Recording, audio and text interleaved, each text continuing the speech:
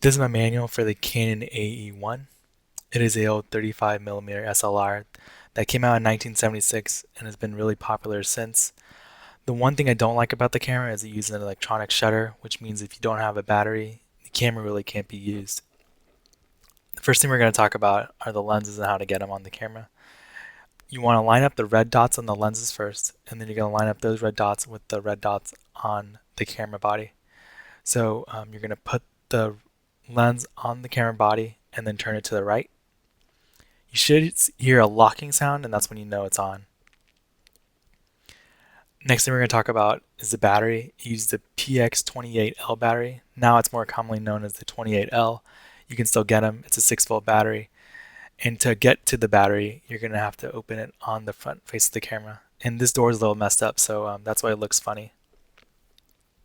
And I'm taking the battery out right here. I'm going to take the lens off so it's a little easier to see. But yeah, it is a drawback. If you don't have the battery, the camera's not going to work. So that's why I usually get manual cameras that don't need batteries. And that's just my opinion. Some people may like them. So how do you insert your film? You're going to pull up on the film rewind crank, and it's going to open the back door.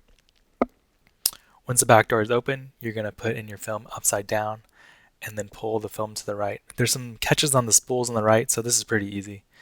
To rewind your film, there's the button on the bottom of the camera. You're going to hit that, and then you're going to use the film rewind crank it clockwise, and then you're going to take out your film by pulling up on it again. So pretty simple. We're going to look at all the buttons on the camera. And on the top, there's this black button I'm hitting right here, and that is a test your battery. The meter in the viewfinder is going to go up and down to make sure the battery's good.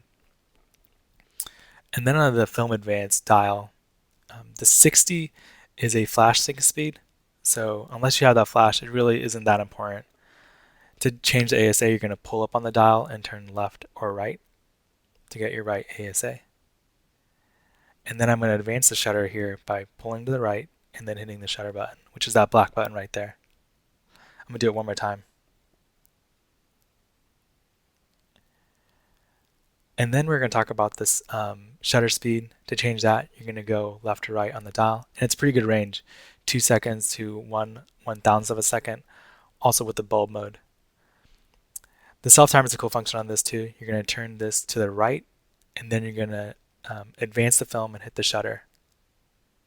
To abort the self-timer, you're going to hit that black button before the self-timer ends, and then it'll stop the self-timer, so it won't take the picture. If you let it go all the way, it'll take a picture at the end.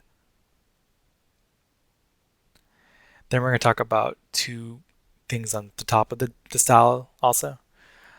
There's two modes, A and L. A means the meter is on, and L means locked. So if you're not going to use the meter, you're going to put it over to L so it doesn't drain your battery.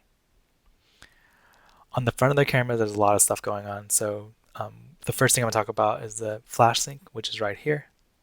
That white button, which I'm going to touch real quick, is an exposure compensation. So it adds 1.5 stops, and it's great for backlit situations. This black button right here is to turn on the meter in the camera. And this right here is for old FL lenses, and then also if you want to look at the depth of field through the lens. So it's stop down. So you're just going to pull that in to the left, and then to release it, you're going to hit that white button, and it lets it go back. Hey, thanks.